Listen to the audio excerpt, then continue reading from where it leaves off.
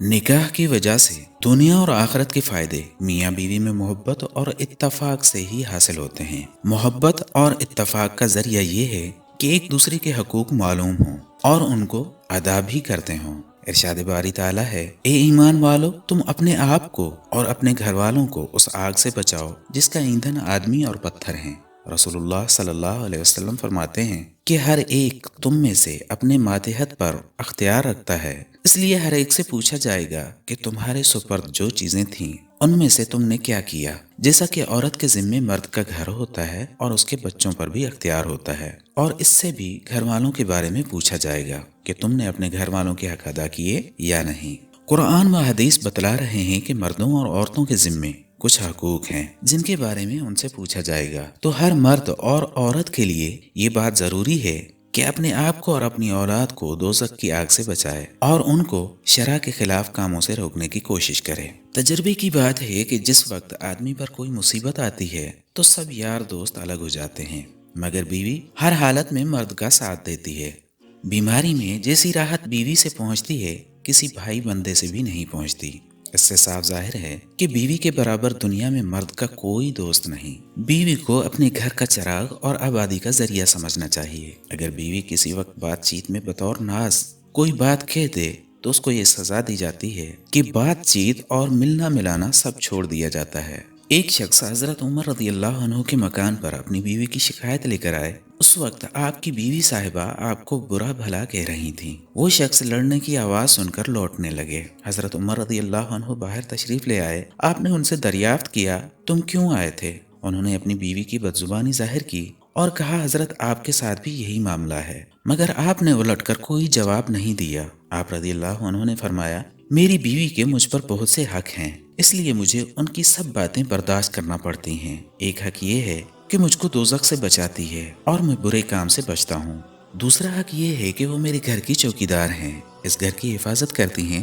تیسرا حق یہ ہے کہ میرے بچوں کو پالتی ہیں اور پیشاب پاخانہ صاف کرتی ہیں۔ چوتھا حق یہ ہے کہ مجھ کو کھانا پکا کر کھلاتی ہیں۔ پانچواں حق یہ ہے کہ میرے کپڑے دھوتی ہیں اور بھی بہت سی خدمتیں کرتی رہتی ہیں۔ پھر اگر وہ کبھی مجھ پر خفا بھی ہو جائیں تو انصاف کی بات یہی ہے کہ میں ان کی اس بات کو برداشت کروں اور الٹ کر جواب نہ دوں۔ آپ کی یہ نصیحت بھری باتیں سن کر وہ شخص کہنے لگے، حضرت میں اب سمجھا ہوں، واقعی بیوی کے بہت سے حق ہیں، میں انشاءاللہ تعالی آپ کی طرح عمل کروں گا۔ اور وہ اپنے گھر آئے اور بیوی کے ساتھ بڑی نرمی اور خندہ پیشانی سے برتاؤ کرنے لگے، اور بیوی نے لڑنا جھگڑنا سب چھوڑ دیا۔ دونوں محبت اور پیار سے رہنے لگے۔ بعض لوگ دوسرا نکاح کر لیتے ہیں، حالانکہ دوسرا نکاح اس زمانے میں اچھا نہیں، کیونکہ اللہ تعالیٰ کا حکم ہے کہ اگر تم کئی بیویوں میں انصاف نہ کر سکو تو ایک ہی بیوی کافی ہے۔ اور آج کل یہ بات ظاہر ہے کہ انصاف ہو نہیں سکتا، اور جب اللہ تعالیٰ کے حکم کے موافق انصاف نہ کیا تو دنیا اور آخرت کی تباہی لازمی ہے۔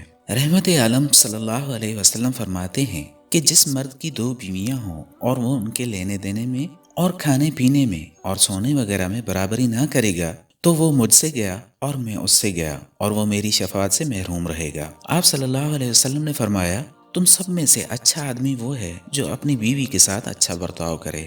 اے لوگو دیکھو، میں اپنی بیویوں کے ساتھ تم سب میں سے زیادہ اچھا برتاؤ کرتا ہوں۔ جو شخص اپنی بیوی کو دین کا ایک مسئلہ بھی بتلاتا ہے تو اس کو 80 برس کی عبادت کا ثواب ملتا ہے۔ اس لیے ہر مرد کو ضروری ہے کہ اپنی بیوی کو پاکی ناپاکی، وضو، غسل اور نماز وغیرہ کے بارے میں مسئلے بتائے اور ثواب حاصل کرے اور اللہ تعالیٰ کے عذاب سے بچے۔ اسی طرح جو بیوی دین کی باتیں اور مسئلے سیکھے گی اس کو بھی اسی طرح ثواب ملے گا۔ نبی کریم صلی اللہ علیہ وسلم فرماتے ہیں کہ سب سے بڑی سخاوت اور خیرات یہ ہے کہ مسلمان دین کے مسئلے سیکھے اور پھر اپنے مسلمان بھائی کو سکھائے۔ بس ہر مسلمان مرد اور عورت پر فرض ہے کہ دین کے مسئلے جو بہت ضروری ہیں، جن کی ہر وقت ضرورت پڑتی ہے، خود بھی سیکھیں اور اپنی بیوی اور بچوں وغیرہ کو بھی سکھلائیں۔ رحمت عالم صلی اللہ علیہ وسلم فرماتے ہیں کہ جب کوئی مرد اپنی بیوی کا بوسہ لیتا ہے تو اس کو ہر بوسے کے بدلے 1000 برس کی عبادت کا ثواب ملتا ہے، اور جب گلے لگاتا ہے تو 2000 برس کی عبادت کا ثواب ملتا ہے، اور جب صحبت کرتا ہے 3000 برس عبادت کا ثواب ملتا ہے، اور جب غسل کرتا ہے تو 4000 برس کی عبادت کا ثواب ملتا ہے۔ رحمت عالم صلی اللہ علیہ وسلم نے فرمایا کہ اے لوگو، تم عورتوں کے بارے میں اللہ سے ڈرو اور ان کو ناحق مت ستاؤ اور ان کے ساتھ اچھی عادتوں سے زندگی بسر کرو۔ اگر تم نے ان کو ناحق تکلیف دی اور ان پر ظلم کیا تو اللہ تعالیٰ تم سے بدلہ لے گا۔ اس لیے مرد کو چاہیے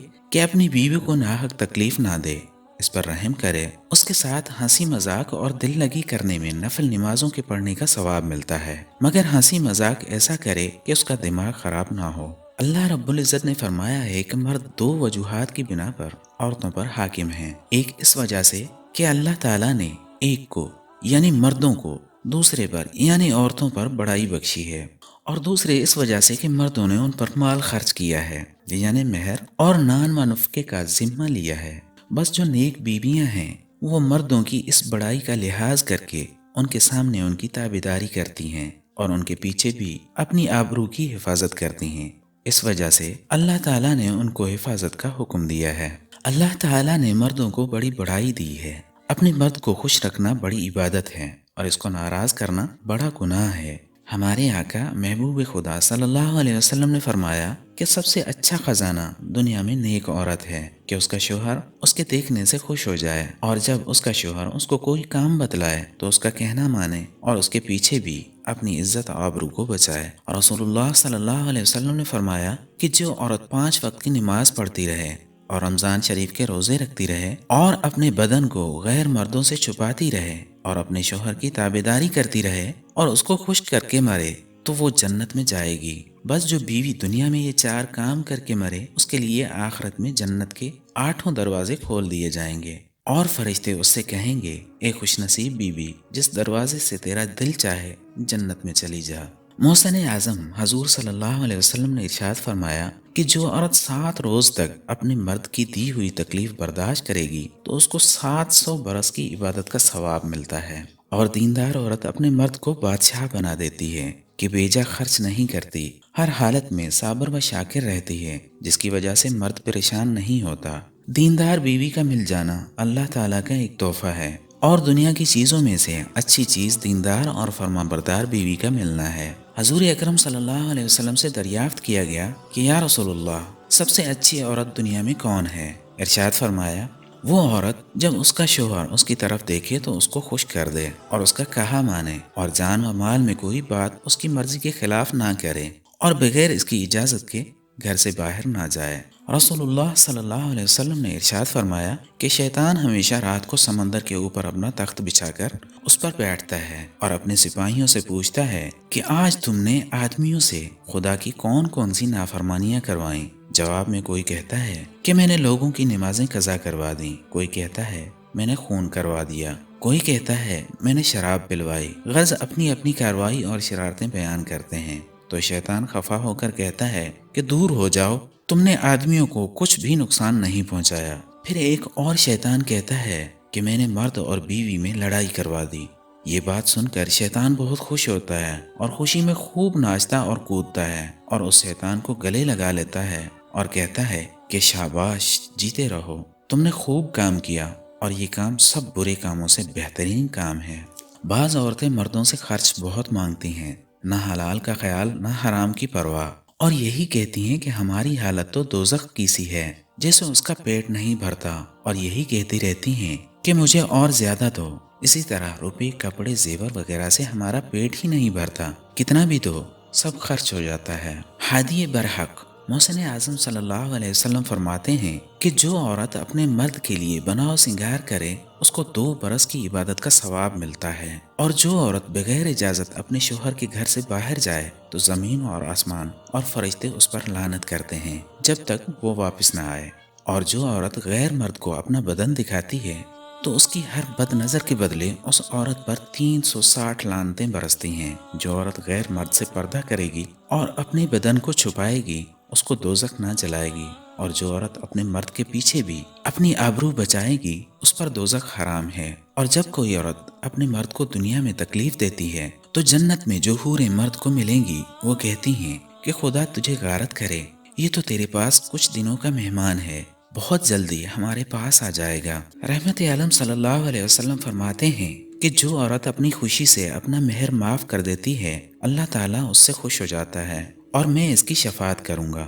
اور وہ جنت میں جائے گی۔ اور جس عورت کا مرد غریب ہو اور وہ عورت اپنے مال سے 1 درہم بھی اس پر خرچ کرے گی تو اس کو 7,000 درہم اللہ کی راہ میں خرچ کرنے کا ثواب ملے گا۔